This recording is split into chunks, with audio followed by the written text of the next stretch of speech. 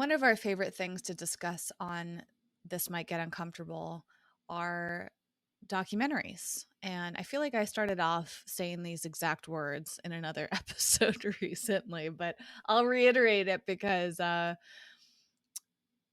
it's true. I mean, there's seems to be an influx in programming around mental health and just examining culture on a deeper level, which is fascinating. We've talked about Fake Famous, the documentary about influencer culture. We've talked about Generation Hustle, which was a series or is a series on HBO about those are both on HBO actually. Generation Hustle is about the it's interesting, Jason. It's like, was it specifically about a generation in terms of age, or was it like right now in this time we're generation hustled no matter how old you are? I'm not quite sure, actually. I haven't thought about that. But the hustle culture and the ways in which people are generating income. We've also talked about Childhood 2.0 and the social dilemma, which both touch upon social media's impact on people of different ages. Obviously, Childhood 2.0 is about children. And I'm sure we've talked about some other documentaries that I'm not remembering off the top of my head. I really enjoyed the way that filmmakers and television producers have represented these subject matters. And I think it's really important because it combines entertainment with information, which makes it easier for people to understand these things. The newest series in this genre is called The Me You Can't See, which is what we're going to talk about today. It's a new series on Apple TV Plus, I think is what it's officially called. Apple's streaming service, which I actually really enjoy. They have great programming. It reminds me a lot of HBO in some ways. And this one in particular is produced by Oprah Winfrey. And I'm not sure, but I assume that Prince Harry is, in addition to being on screen with Oprah, is also a producer. And they joined forces to guide honest discussions about mental health, which sounds a lot like our description here for this podcast. The series features illuminating stories from around the globe, giving the opportunity to seek truth, understanding, and a newfound hope for the future. And again, that sounds a lot like this show. So I knew I needed to watch it. It just came out. We are recording this episode on May 22nd, 2021. And I believe the whole series dropped yesterday, Friday, May 21st. And right now, I'm not sure if they've released all episodes for season 1, but they have 5 up as of today. I have watched 1.5 episodes.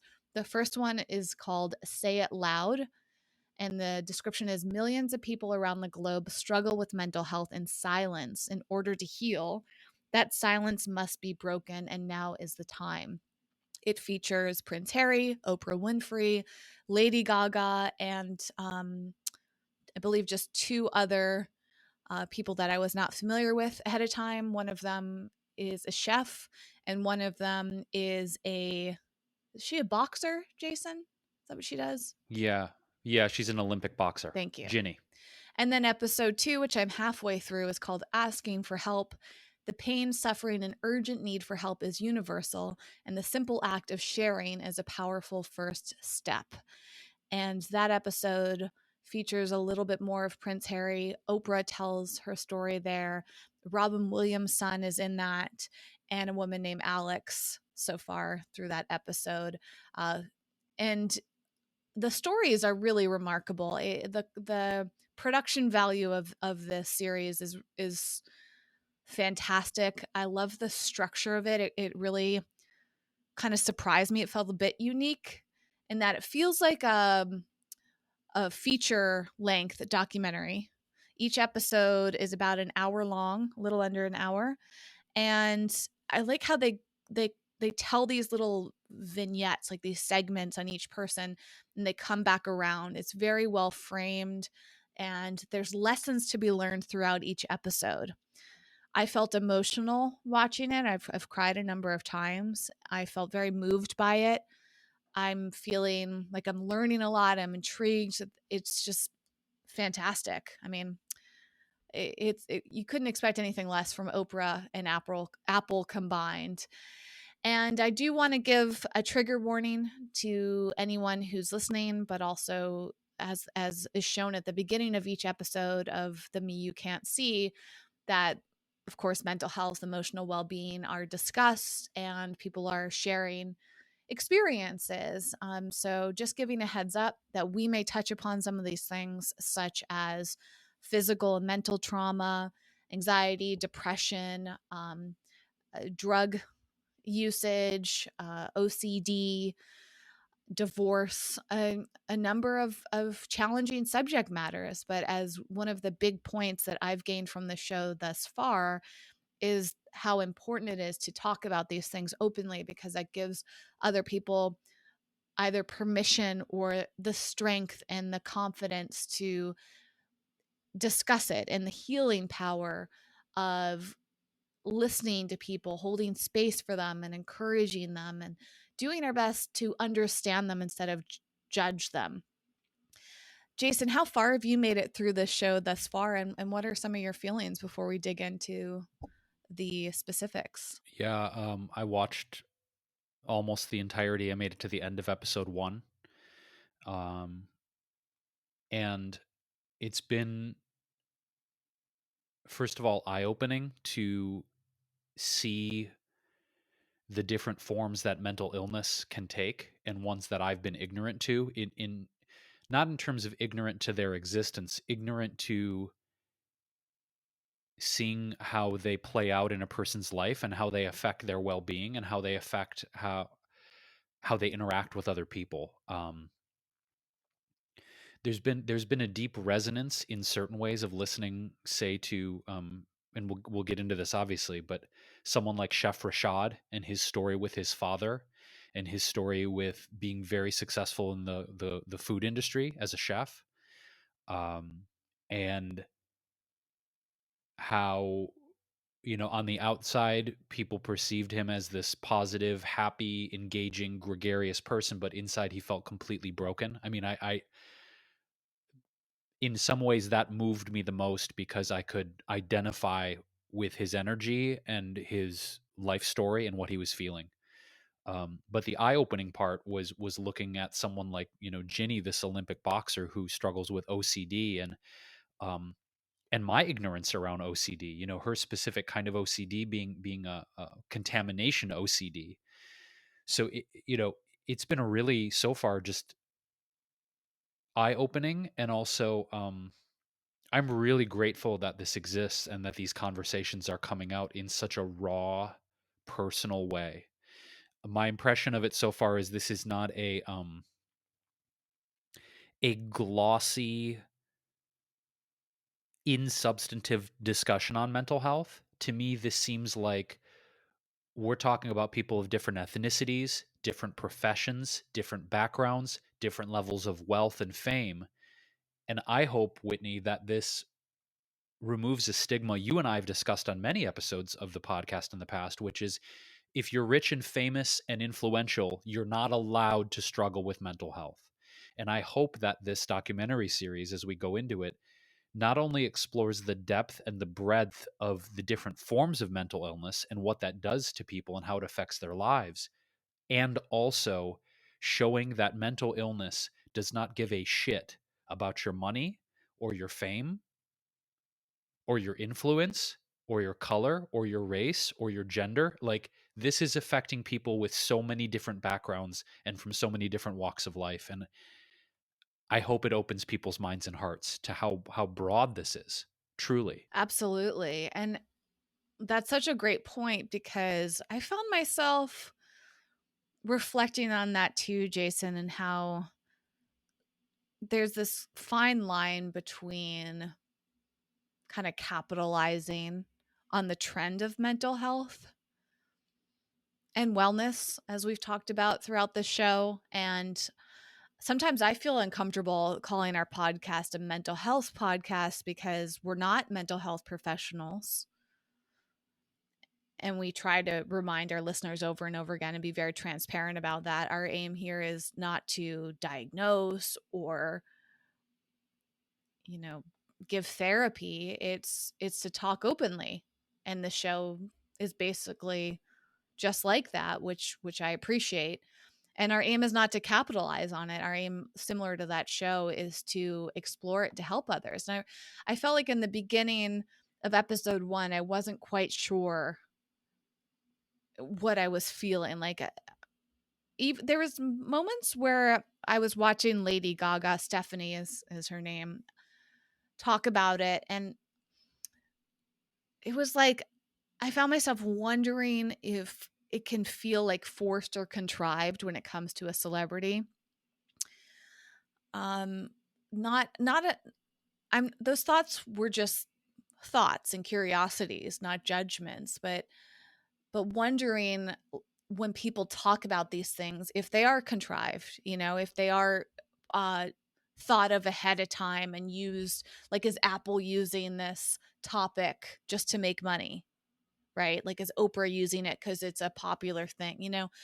But as I've watched the show, I don't believe that to be true. I really hope and believe that, Oprah is a very savvy businesswoman, but like she seems very genuine in her desire to support others. And it's easy to look at someone like her and feel and make a lot of judgments. And I think it was Lady Gaga, Stephanie, who said that we can look at celebrities and think like, well, who are they to complain about their lives? In fact, I think I wrote down, yeah, she said that privilege, money, and power, she had all of those things, but was still miserable. And I think it's tempting for someone that doesn't have the same privileges. For her, she's a young white woman who's been incredibly successful and made a lot of money and had a lot of dreams come true from the outside. So who is she to be miserable? She has a lot of money, as I mentioned. So someone without a lot of money might feel very different without the same amount of power, right? So you can look at her, Oprah, Prince Harry, and I wonder actually if some people won't watch this show because of that. You know, I think some people will watch because of that, and some people won't watch because of that. They think, well, how relatable is it? And that's why it's so great that the show mixes in a number of other people. In episode 2, there's a woman named Alex who was homeless at one point or unhomed and has gone through PTSD and abuse, some developmental trauma, which is a term I'm grateful to learn about. And just sharing her story is really helpful. And then you see that in contrast to some of the, or in parallel to some of these other people. And then when Zach, Robin Williams' son, comes on and talks about it, it's a tender thing because you're watching him talk about this as the son of a man who was incredibly famous and powerful in his own way and had a lot of money, and him reflecting on his father's struggles. And I think you've talked about this a number of times, Jason, like people like Robin Williams, it's feels almost perplexing when they end their own lives. You wonder, like, well, why would you end your own life? You're famous, people love you, you have so much money, you have it all. And I think that's another reason the show is so important, because it's almost like the anti side to something like that fake famous documentary, and looking at all these influencers who are trying to show their lives is so perfect but not acknowledge where their misery is, where their shortcomings are, where their challenges are. And I think like seeing the contrast between that is so important, because it's easy to get caught up in the glitz and the glamour. It's easy to think someone like Lady Gaga has the greatest life. She's won an Oscar, she's got all these hit records, like, she's an attractive woman in great shape, she's white, like on and on. Or you can look at Oprah and think of the great success she's had, but when she talks about her traumas and the things that she's seen, she's not even complaining, neither one of them. And that's one of the things that Stephanie, Lady Gaga, brings up. It's like she's like, I forget how she put it, but this is not the point in discussing her trauma, is not to get sympathy, it's simply to share it. And again, that's one of the most important elements of the show. They said that sharing our stories helps break the cycle and shows that it's not what's wrong with you, it's what's happened to you. And so if you examine all of this, these people are just sharing what's happened. And sometimes there are solutions. Like what I found interesting about the OCD segment with the Olympian woman. First of all, that segment made me really uncomfortable.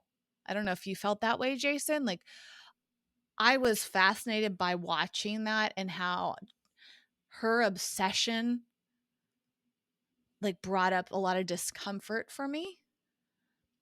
And it wasn't about her, it wasn't a judgment of like what she's doing. I'm like, don't want to watch or something, but I found myself feeling like interesting emotions around it. Like seeing somebody have to wash their hands so much for some reason made me feel really uncomfortable. I did find it interesting though that they didn't come back around to her. Right, Jason? They just had like her one section in the show, that episode, but they didn't like come back and it almost was like there wasn't like a she told her story, but there wasn't really a resolution. Like, here's how I fixed it. And I actually found that refreshing. Without watching all the episodes, I don't know if they ever return back to her story, but I actually would appreciate it if they didn't, because it's, and this is something that comes up in episode 2, is it's not about fixing all the time. Sometimes it's just about sharing and acknowledging and telling somebody what you're going through, but there's not always going to be some like perfect bow wrapped around your story and a before and after the hero's journey. Sometimes this is just the state of your life. I'm glad that you brought that point up because I think that there's an innate desire for resolution or to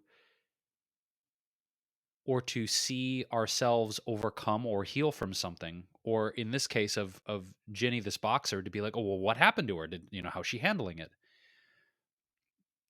I identify with this big time because uh, I've been reflecting on the therapy that I've done over the past 7 years, and one of the biggest challenges for me in therapy has been overcoming the belief system that I need to be fully healed from my mental illness in order to like be a good partner, be a good boyfriend, be a good business partner, uh, you, whatever, accomplish the things in the world that I want to accomplish, right? And I've realized that I don't think that that's going to happen. I don't believe that mental illness for me, what I struggle with, is going to be quote healed. I think I'm learning how to manage it better and different ways to manage it and understand it and massage it.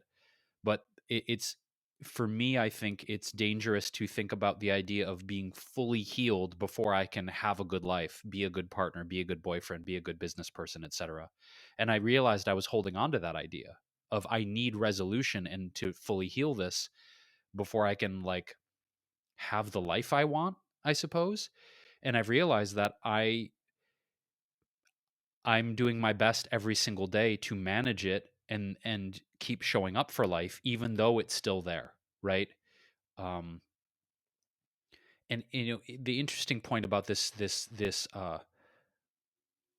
OCD, I also felt uncomfortable watching because it why did I feel uncomfortable as well? It's interesting you bring that up. I think I felt uncomfortable, Whitney, of um, seeing how much stress and anxiety it was causing her to clean all of the time, you know, and watching her like, you know, rub her hands raw. I don't think I again had ever seen a person in the process of how they manage their OCD. I'd heard about it, but I'd never witnessed, you know, on this case on camera, a person actually physically dealing with it. Um, and to me it was interesting that you know she chose a profession as a boxer where she's you know she's literally getting someone else's sweat on her, someone else's blood on her, someone else's fluids on her body, and thought like, man, that's interesting that she's able to compartmentalize that when she's in the ring with someone and literally someone's blood and sweat and tears are on her body, that she can somehow compartmentalize that in her professional world. Like that fascinates me. Um, but it shows you, Whitney, I think, how many permutations and versions of mental illness there are, and how it can't be a one size fits all approach to deal with this, not only on an individual level, but on a systemic societal level, right? Um, I think it really comes down to digging into what each person is struggling with and what each person is having difficulty breaking through. And that's why I hesitate to ever do this in a group setting. You know, even with the coaching you and I do, I realize the more I do it that the nuances of each person's situation is so specific. You know, I think as I'm riffing on this, there are things mentally that are kind of themes that are prevalent, but the nuances of each person's experience, I think they've got to be dealt with individually. Um, so for me, I have felt uncomfortable watching this so far. I have felt a kinship relating to people's stories, and I also think, like, to go back to Prince Harry for a moment, he said a few things that were really poignant to me. He said, "If pain isn't transformed, it's transferred." And that really resonates, right? Because I think if we don't deal with our pain and our trauma, it's very easy to have those emotions color our relationships. Where since we haven't gotten to the root of what we're experiencing, it's very easy to be mean and cruel and move that pain into our relationships. So I think that's an important takeaway here too. Is instead of masking the pain, you know, he talked a lot about with drugs and alcohol and things like that. As scary as it is to go to therapy, as scary as it is to get to the depth of our pain, if we don't, the alternative is we just carry it through our life. And we carry it not only for us, but we carry it into our other relationships too. Yeah, that does seem to be a big theme in the series, and an important one too. It also reminds me of that great book, The Body Keeps Score, which I thought about when Stephanie Lady Gaga was talking about her experiences and how she was having a physical reaction that reminded her of the physical trauma that she had, which, just for a trigger warning, I won't say, but it was a form of trauma and abuse that she went through sexually. And I think she said that she kind of numbed herself out, and then later on she had to deal with it, and how she would go through things and it was like her body was responding in the same way that it did back then. And that's what's talked about. So one phenomenal book on this subject matter, and PTSD in general, which is also addressed a lot in the second episode, is how the body stores these things. And that it's very common for coping for us to not talk about things because we don't want to, we feel like we can't, we don't know how to articulate it, we feel shame, we're embarrassed. That comes up, I believe it's episode 2 as well, about how a lot of people won't talk about our experiences because we feel so alone in them. And there's a scene in which Oprah talks about going to a school of girls, I think in Africa, and one of them finds the strength to talk about what happened when she was 7 years old. And Oprah says, "Well, I bet a lot of people in this room can relate. And if you can, would you stand up?" And she said, out of the 70 or so people there, about 20, some 24 or something, stood up.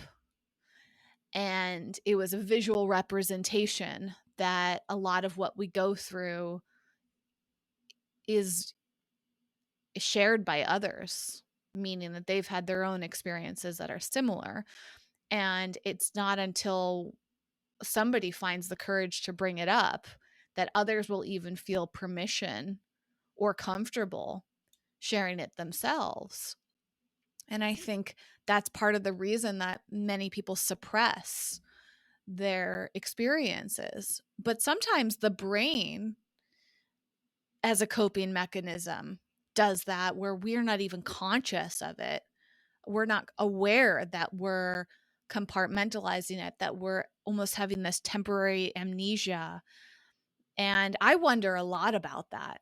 Whenever I hear stories about people uncovering something from their past, I wonder, like, will I ever experience that? Like, is there something that my brain forgot or numbed out within me that one day is going to come to the surface?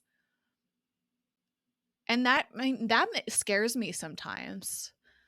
I've actually met people in person that have shared that. One girl, actually, that I went to church with when I was going regularly in Los Angeles, she talked about, I think it was like when her father was passing away, that she uncovered memories of him abusing her, and how she didn't even remember it until she was an adult.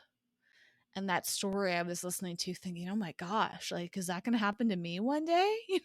Like, I mean, it could potentially happen to any of us if we're forgetting something. Like, something can trigger it and it can come up for it. And suddenly we have to face it. And to your point, Jason, that another ongoing theme in this series thus far is coping through alcohol, through drugs. I don't know if they'll talk about coping through sex. I mean, we've talked about retail therapy, and there's a number of things that people do to try to numb the pain, avoid the pain, suppress it. And it seems to me that anything that I come across around trauma, is turns out that that's just, it's not like it's ever preventing it. It's just simply pushing it down deeper and deeper, hoping that we'll never have to address the pain. And I'm grateful that in episode 2 they touch upon grief too, which is an important thing. And one of the big themes of this show is recognizing that it might get uncomfortable to deal with these sides of ourselves, and how much we tend to avoid discomfort, whether it's pain, sadness, fear, anger, because they feel so unpleasant and uncomfortable to us. But that's part of the human experience. And what I like about this series too is that it's almost normalizing it. It's like, hey, other people experience these emotions too, or some of these people have been through really traumatic moments in their life, and this is how they're dealing with it. Prince Harry said something in this documentary at the very beginning that it sounded like he was riffing and anecdotal, because I don't know that we could possibly quantify this for the entire human species. He was just kind of riffing that, he thinks that, he said, 99.9% of the human population has been traumatized in some way. Of course, there probably won't be some sort of global study to determine that, but I think if we get down to the nature of what traumatizes us on a physical or psychological level, it's a pretty interesting thing to put out in the universe, right? I mean, is it possible to have a human experience and not come out of a human lifetime without some form of trauma? I don't even know if that's a worthwhile question to ask necessarily, or even if it has an answer. But the reason I bring it up is, um, I think if we were to accept that theory, that, okay, if you're a human being and you're going to experience some form of trauma, then how do we deal with that trauma in a healthy and balanced and sustainable way? That's where my question goes. And you brought up, the body keeps the score, and talking about Lady Gaga and what she went through, and I feel, one of the biggest turning points for me, Whitney, was, starting to do somatic therapy and somatic experiencing. Where, as an example, I've had different versions of gut issues my entire life. And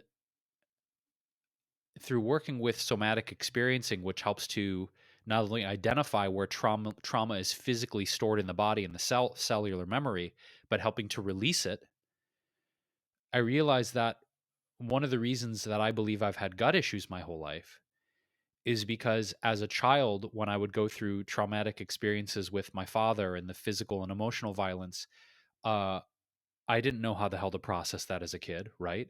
So where did I store it? I stored it in my stomach. And now whenever I get scared, whenever I get nervous, whenever I get fearful, my stomach is where I really tap into where that is held in my body, right? So it's a question now as an example of this process of how can I release these emotions more quickly rather than store them in my body, and on an emotional level go back into the past and release whatever might be still stored there, you know? And so it's an interesting intersection of that our physical beings aren't these compartmentalized entities that are not affected by our emotions, our relationships, what we went through as children. I think the thing that I suppose excites me about where medicine is heading is the intersection of our thoughts, our feelings, our trauma, our childhood experiences are completely intermeshed in what is happening to our adult bodies now. And it's fascinating to me, right? And so as I continue to do therapy, Whitney, I'm just trying to peel back these layers to think, where are these aha moments of, oh, that's why you have this response now, because it's a trauma response to that thing that happened in your childhood that you completely forgot about. And to your point about these thoughts, I don't know why, but for some reason in 2021, I have been thinking about situations and circumstances and moments that I have not thought about for decades. Like there's been random bizarre situations, some of them painful, that I was like, "Oh my god, I haven't thought about that in years." And I wonder, is it coming back up because maybe there's more to be excavated there and healed. Maybe there's something unresolved in those situations. So that's been really fascinating to take inventory of. Um, and again, I hope that these conversations give us permission to not necessarily quote find solutions, because I think that's a slippery slope, but maybe deal with the pain, the trauma, the things that have affected us in our lives in ways that are holistic and balanced and sustainable. That's where I'm at with the whole thing. I'm just trying to manage it better and become more aware of what needs to be healed and then do my best to address it. Yeah. Well, on that note, I was wondering how you felt watching the segment with Chef Rashid. Is that his name? Rashad. Rashad. Uh, because when I saw that, I texted you how there was some parallels. He was on the Food Network like you. You were technically in the Cooking Channel, but same overarching company. And he's a chef who had some childhood trauma and was feeling like his depression and mental challenges were getting in the way of doing the work. And I know that you've expressed a lot of that, so I'm curious, did you have any realizations or reflections while watching his segment? I think the parallels were really fascinating in terms of what we experienced with our fathers and his dad going to jail, my dad going to jail. Really tough, absence of a solid, consistent male figure in our lives. I mean, that's nothing unique. I mean, there's so many young men that are raised without fathers or raised with violent fathers or fathers that are incarcerated. I mean, that that's not an unusual thing, I think, for our society. The thing that I came away from Rashad's experience, um, and this is my interpretation, was when he was talking about how people in public view him. He's this gregarious. He talks to people, and he's this showman, and he's this entertainer, and inside, yet he walks out of the spotlight or walks out of interacting with the public, and he just feels broken inside. And when he said that, it was like, I completely relate to this. completely.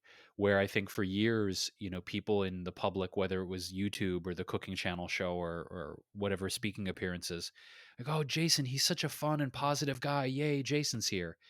And it felt like this pressure that was partially of my own creation to show up as that energetic, positive, happy, playful guy that would light up the room. But I'd go home at night alone and feel like I want to kill myself. So that was really a point that Chef Rashad brought up that I said, dude, I know what this feels like.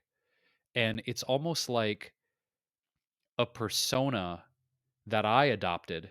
I can't speak for him, but for me, it was a persona that I adopted, Whitney, to like get the love, attention, and approval I didn't get from my father. So if I'm the funniest guy in the room, I'm the most entertaining guy on stage, I make you laugh. I've talked about this in the past, right? Then that's a way for me to get that attention, approval, and love that my father never gave me. But it's an empty pit because like even yesterday, this is the, you know, for what it's worth, I went to a restaurant with our mutual friend Ross Whitney, and I had dinner with him. And I'm wearing a mask and I have my hat on and whatever. And one of the people at the restaurant was like gave me this like, are you Jason Wrobel? And I was like, yeah, you know, and it's like it was this sweet moment of like recognition, but I can take that stuff in now and realize that I don't need to chase it or try and get it from people to make myself feel worthy of life. And for decades I was doing that. I need your attention. I need your recognition. I need the fame. I need the money so that I can fill this hole, this festering, painful hole in my heart that's there from the relationship with my father, right? And so I think I'm starting to finally acknowledge that, well, what do I actually want to do in my life where I'm not chasing those things? And so the point of relation with him, Whitney, was this idea of playing this role in public, but then behind closed doors, you're just this broken human being who's in so much pain. And so I just, you know, I want to show up as I am now. Like, you know, be like, here I am. If I'm not having a great day or I feel sad or I feel depressed, like you're going to get that version of me. And if you can't handle it, it's not my business, you know, but I don't want to be in that role that I saw Rashad playing, which is like, being one way in public and then feeling completely broken, but you know, when you're in your private life. Like for me, I think part of my healing process, Wit, is like come as you are and just show up as I am and not try and play a role or try and like get something from people. Yeah. I think that's incredibly important, and that leads me back to the documentary Fake Famous, where it just seems like so many people are chasing that. And actually, another documentary I watched, I want to make sure I got the name right. I think it's called Kid 90. It's about Soleil Moon Frye from Punky Brewster. Have you heard of this documentary, Jason? Yeah, I haven't watched it yet, but some of the reviews and articles were absolutely fascinating of talking about that whole scene in the early 90s and the people she was hanging out with and what they were doing. Like, I want to watch it because it sounds interesting as hell. This documentary is on Hulu, and it came out just a few months ago. I think it was in February 2021. And it was one of those things, I was scrolling through Hulu and it popped up and thought, oh, this is interesting. You know, because I remember watching a lot of those actors, and I actually just checked out the rebooted version of Punky Brewster, which in my opinion is not good, but I might give it another try. I wasn't into it. I did really like that show when I was little. And yeah, Soleil grew up with some really big names from back in the 90s. I was actually expecting our friend Ellie Keats to be in that, but she wasn't, because Ellie was also in that crowd. And I would hear stories about Ellie being a young actress in Hollywood and going to the clubs and all of these things. So I actually enjoyed watching it. And it reminded me a lot of myself too. I have been going through some old videos of myself recently, and similar to Soleil, I used to carry around a video camera, which was not super common, but before cell phones, at least, you know, and back in the day, like people barely even took photos. Like, you know, it's fascinating how much it's shifted because we would take we had disposable cameras, and some people, most kids wouldn't really have a camera. Like, I felt like that was something your parents had, a video camera or a film camera, felt like adult things, and maybe you could borrow it if you knew how to use them. But they were expensive and not very common. And so I saved up a ton of money to get a video camera. And it was my pride and joy because I really like documenting things. But people thought I was strange for doing that. So watching Kid 90 was interesting for that reason alone. Like, I could really relate to Soleil wanting to document her life. Can we geek out for 2 seconds on some old school tech, Whitney? The first camera you bought, because so first of all, for the listener or the watcher on YouTube, Whitney and I have interesting parallels for our careers because we both went to film school, different film schools. But back in the day in the 90s, I remember when I first got my hands on an 8 millimeter camera. Like, it wasn't a VHS, right? It wasn't, you see images from the 80s of these giant VHS camcorders. And then finally, 8 millimeter was like a third of the size, these tiny cassettes. And it was actually like a handheld, like a literal handheld. So when you got your first camera, Whitney, I'm curious about two things. What was the format? Was it an 8 millimeter or was it a high eight, which came out right after 8 millimeter? And B, being one of the only people being way ahead of the curve, I mean, years before YouTube, were people annoyed by you like bringing a camera into a meal, a family gathering, making the videos you did? Because when you did it, it was highly unusual. Now everyone's got a freaking camera and a video recorder, 4K on their phone.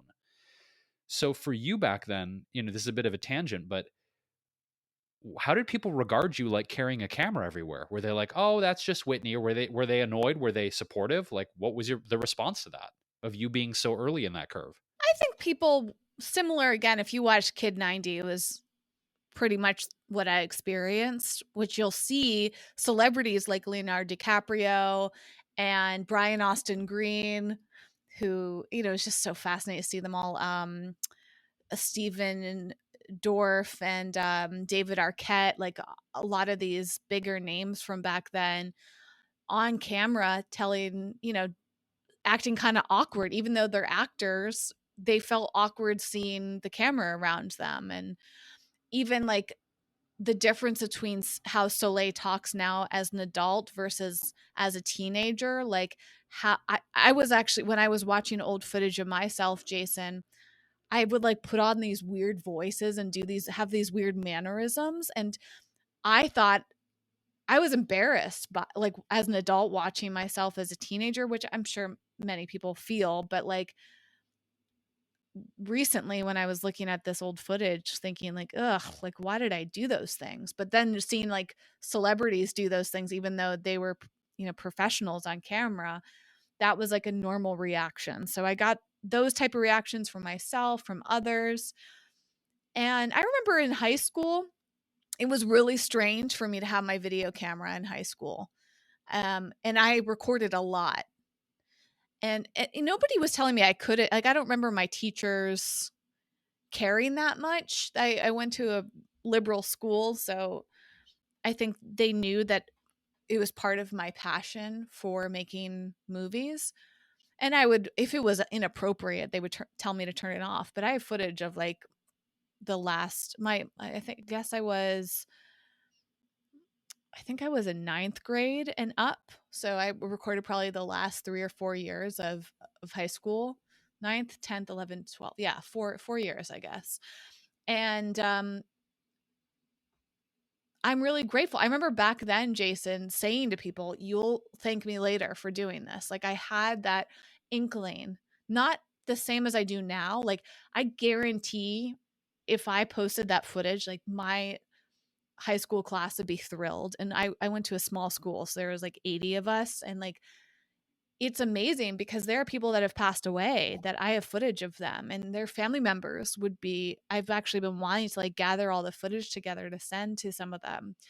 And then all the things that you can remember and observe about yourself through having that footage is really remarkable. And I think the reason I brought this up, Jason, is that, gosh, I'm trying to think. There was another point in bringing up Kid 90 that I've kind of come away from. It was some segue from the fake famous. I think it's just like how things have shifted, you know, again with technology. We operate differently now. Like part of your point of trying to seek this validation from people knowing you, you know, and that's become so commonplace as the fake famous documentary outlines. And we've talked about the Kardashians in recent episodes and the impact that they've had. And we've talked about social dilemma and childhood 2.0 at the impact that social media has had on our mental health. And it's a very relatable experience to want to be known for something. And I guess that's what's fascinating with you too, Jason. Like you had a traditional TV show, which not everybody experiences, but almost anybody these days can grow an online community, an audience, and be held up on some sort of pedestal. Although what I find is interesting is we're getting to a point with social media where like anybody can have an audience. So like it's kind of becoming less and less like of a big deal. It feels so accessible, you know? Anybody can be a musician and have their music streaming on Spotify and make money from it. Like, and I use anybody loosely because I'm not saying it's easy, but it's much easier than it used to be. And that makes me wonder, well, what's going to happen next? Because it seems like human beings have a core desire to stand out and be special, and fame is so attractive. But if everybody's famous, then what happens? And I don't know if we've really experienced that as humans yet, right? Like maybe we have. That's something I would like to go and look at historically. But what are we going to create next in order to feel special and differentiate ourselves? Will we get to the point where we don't really need it as much, or will we always want that as human society? And to your point, Jason, it's like, is that just a like an old wound? Does everybody experience that? Do the majority? Do just some people want that? You know, and it plays out in all different ways. Like some people I think are very drawn to fame, and they I think this is the reason I brought up Kid 90, is how you can have all this fame and still be really depressed. Like, I mean, suicide is a huge element of Kid 90. So trigger warning for that too. I think Soleil in the documentary talks about 6 different people that she knew closely and had in her home videos that committed suicide. And I was watching it like, oh my gosh, like the trauma she must have experienced from knowing all these people intimately. And then they chose to end their own lives. Like it's hard enough for us on the outside. Again, this comes up too in the Me You Don't See when they're talking with Zach, Robin Williams' son. And I'm sitting there thinking, wow, like I remember how sad I felt hearing that Robin died. But imagine being his son. Imagine being his friend. And the shock and Prince Harry talks about this too with his mom, just like the deep shock that he was in and having to share that grief with the rest of the world. It's really intense. Robin Williams was one of the reasons that I finally decided to get help. And when he took his own life, uh, it was the same. You know, it was around the same time he had a TV series that with Sarah Michelle Gellar that got canceled after one season. And around the time that Robin Williams took his life was the same time that my series got canceled as well. And when Robin Williams took his life, it was part of a big wake up call for me, because to that point I was like, I can handle this depression on my own. I'm feeling suicidal. I can handle that on my own. I wasn't asking for help. I wasn't going to therapy. I didn't go to the doctor and get my panels tested or my neurotransmitters looked at.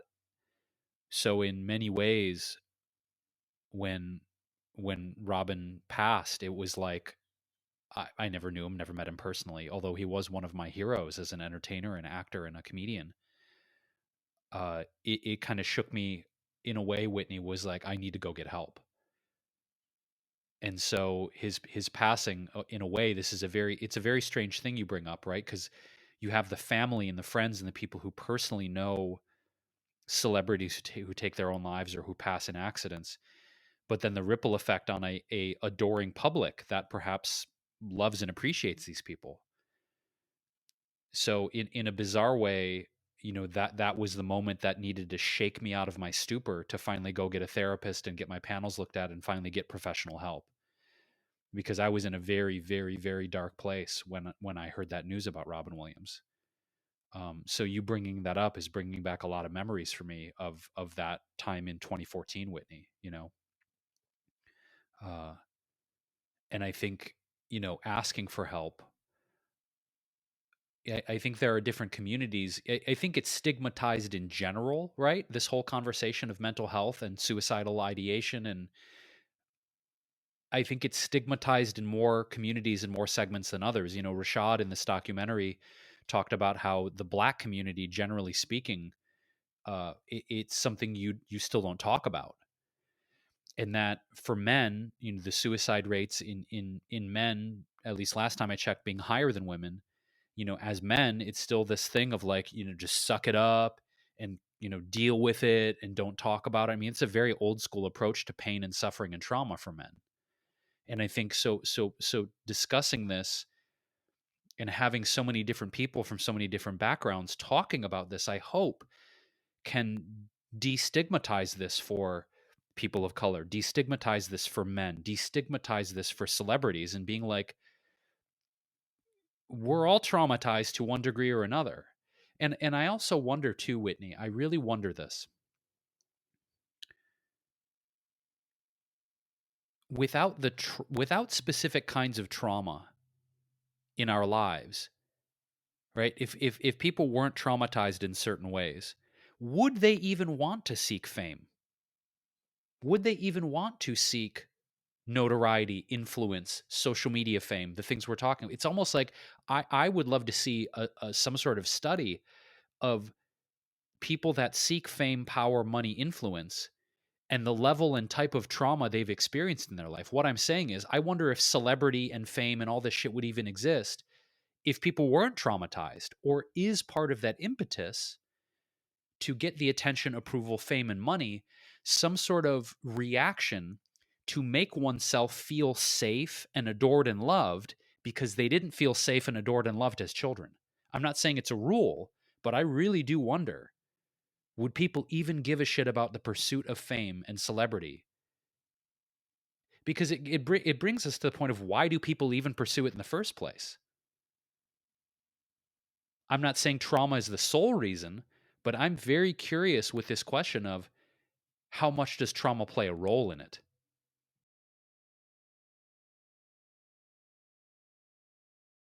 Because if people were mentally, I don't want to use the word well adjusted, but perhaps dealt with their trauma in a way where sex, drugs, rock and roll, money, fame, social media standing were not able to, were not accessible, right? Those distractions, because in some ways they feel like distractions, don't they? You know, is fame is an addiction, or the pursuit of fame can be an addiction. The pursuit of money can be an addiction. But the question is, what is underneath it for people? And for me, I think it was safety. Is that if I get the attention, approval, money, fame, significance, I'll feel safe, because I didn't feel safe as a kid.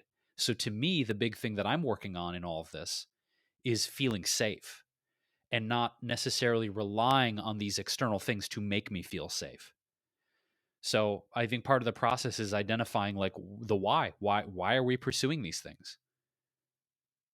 And maybe that if we start to really engage the healing process, this is just my experience talking, um, that as we heal and we deal with the trauma, we don't actually want those things anymore. Like on many levels, Whitney, I don't like, for me, I realized that my motivation in pursuing those things was, again, to feel safe and feel loved.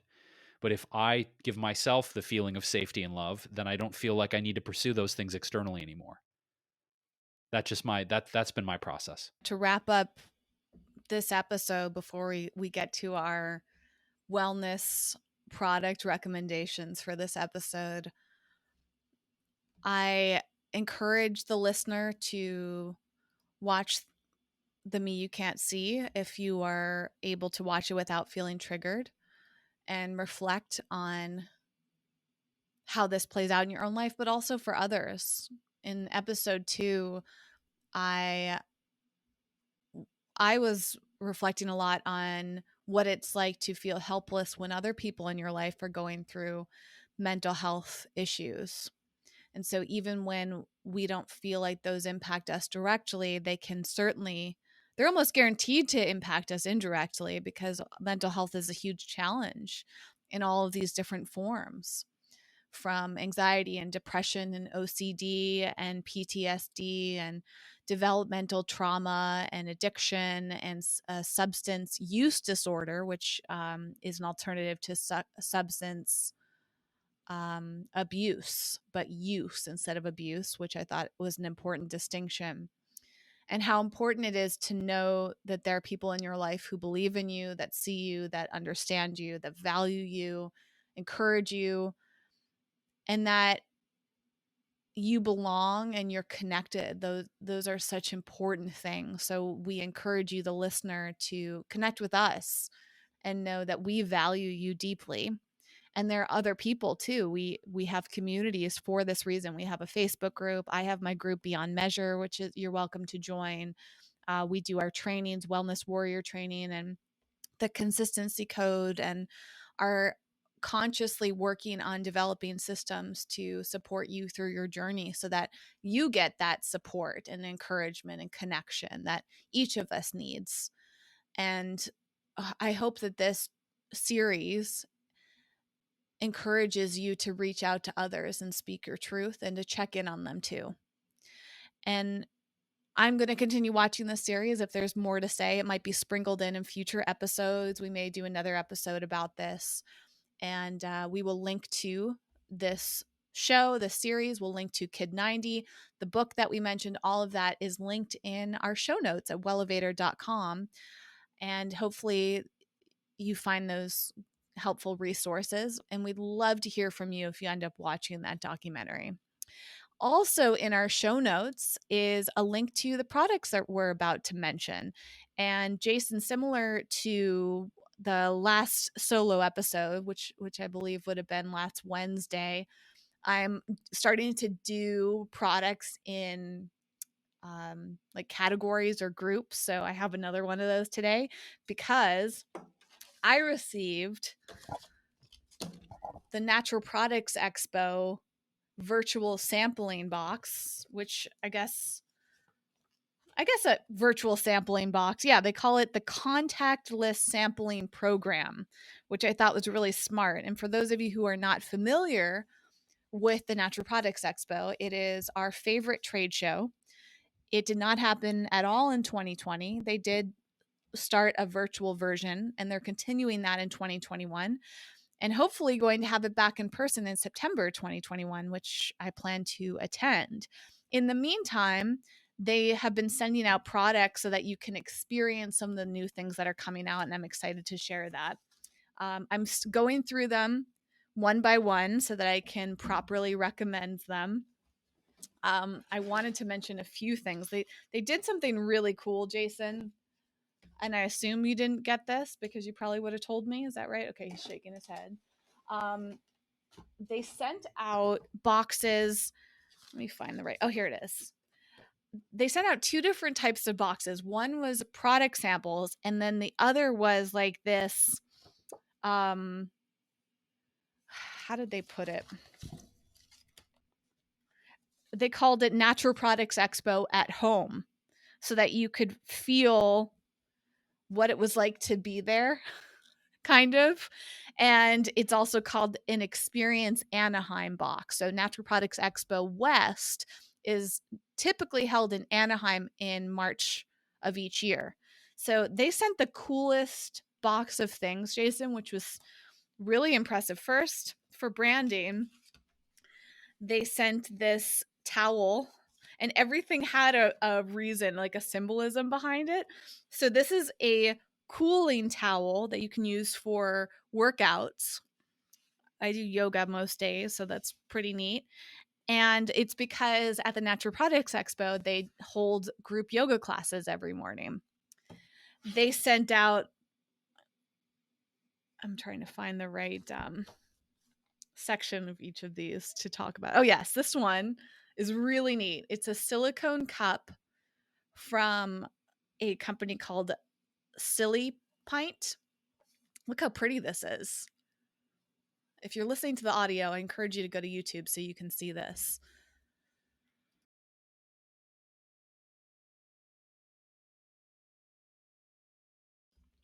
And this Silly Pint represents the concerts and parties that they typically have. So this is amazing. I've actually had one of these for a while, and it's one of my favorite cups. So when I saw this, I was really excited. There's just something very satisfying about drinking out of it. It's a great size. This is 16 ounces. You can put whatever beverage in here. And, obviously you can't break it easily. Probably the product that excited me the most was this one. This is called a Rocket Book, and I've seen these and I've always thought they were so cool. I have not used it yet, but it's a reusable notepad. And it's very high tech, so it fits in for me, and you can actually write handwritten notes on it, and then you scan it and somehow that uploads to the cloud.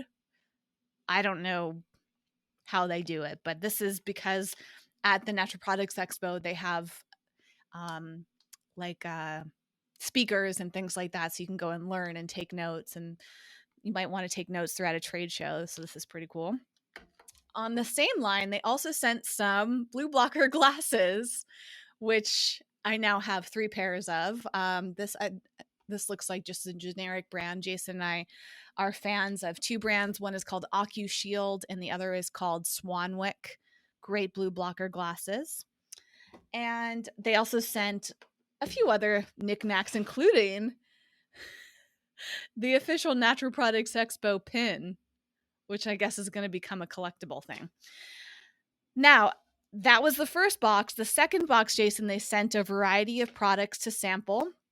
I've slowly been making my way through them, so I will mention them now. These are food products. One is probably going to surprise you, Jason, and you're probably going to be a little upset that I ate this because typically this is something I would give to you. And that's Hippie Snacks' new almond crisps. I was curious about these. I've seen these on the shelves, but I've never bought them because I'm typically sensitive to almonds. But for some reason, I ate these and I had no reaction to them. Now, I don't have an almond allergy, but typically I have a reaction to almonds whenever I eat them. I don't know how, but it didn't affect me. So that was really exciting because these were absolutely delicious. This cheesy chive flavor, fantastic. So if you don't have a nut allergy or sensitivity, check these out. Hippie Snacks also makes really good cauliflower crisps. They are gluten-free too, which is neat. This brand I thought was pretty good. I don't know if I would buy it again, but this is like a little bean and nut snack mix, and it was Creole flavored. And it has fava beans, pecans, chickpeas, red bell pepper, peanuts, and pepitas. And I'm assuming this is called Sahal Snacks, is how you pronounce it properly. And they're made in Seattle, Washington. And lastly, I didn't think that these were that exciting, but satisfying. If you like potato chips, Ugly's kettle potato chips are pretty neat because they're on a mission to reduce food waste. And on the back, it says 30% of food produced worldwide is wasted. 26% of US produce gets discarded for cosmetic reasons. Thus, this is called uglies because they're not pretty to look at. That doesn't mean they don't taste good. And sadly, 20% of children worldwide under the age of 5 are undernourished. So they're on a mission for that, which I thought was really great. They were really good. I mean, I wouldn't buy them just for the flavor. I mean, it's kind of hard to say. I'm sure everybody can relate to this, but like, I wasn't like, wow, these are the best potato chips I've ever had. But I really appreciated them and I thought they were very high quality and they have great packaging. So, shout out to them. Those are the products I tried thus far. There's a bunch of others that I'm experimenting with, and I will get back to you, I'm sure, in a future video once I've formed a full opinion on them. What do you have today, Jason? I have something that has been part of my physical therapy regimen. So I've been doing physical therapy for just a little over 5 months now for my shoulder. And at the physical therapy studio, the cool thing, one of the many cool things, is they have a lot of tech devices there. They have ultrasound, they have anti-inflammatory acoustasonic devices. Like, I get hooked up with a lot of really cool tech there. And one of the cool aspects of going to physical therapy at this office, shout out to Natural Sports Therapy in Costa Mesa, Dr. G, is he has a lot of different brands of massage guns there. So I was able to sample a variety of different percussive massage guns and figure out which one was the best for my particular situation. So the interesting thing is, I tried massage guns that were upwards of like $900 there, Whitney. Like, they had like the Theragun Pro and some other models. But I actually chose one that's on the lower price spectrum because I found that it provided 9/10 of the experience that I could get with the $900, the super expensive ones, and give me what I needed for my therapy. So I actually recently invested in this, a Theragun Mini. It's a miniature version of the Theragun Pro. It doesn't have as many speeds. It's only got 3 speeds. I say only because even the highest setting is legit on this Theragun Mini. So it's really, really quiet. And I like the fact that it's ergonomically designed to the point where I can actually reach around and use it on my shoulder, right? So I can actually do it on my injury, and I'm actually, I don't have to wait for my girlfriend Laura or anybody else to do it. Like, I can actually accomplish it on my own. So I wanted to show it really quickly. But I got a really great deal, of all things, on QVC.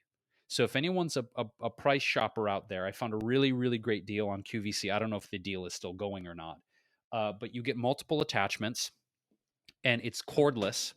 So I've been using this for like a month, and I've only charged it once. So whatever their battery technology is, shout out to Theragun for not only making a great percussive massage gun, but y'all's charging technology, on point. I have only charged it once and been using it for a month. So I wanted to demo it real quick for everyone. If you're not watching on YouTube, jump over to our YouTube version because you'll get to see this in action. This is what it looks like, right? Super portable, easy to hold in your hand. And it's got 3 speeds. So I find that for most things, Whitney, the middle speed is my favorite. So it's pretty quiet. Then you go to the middle speed.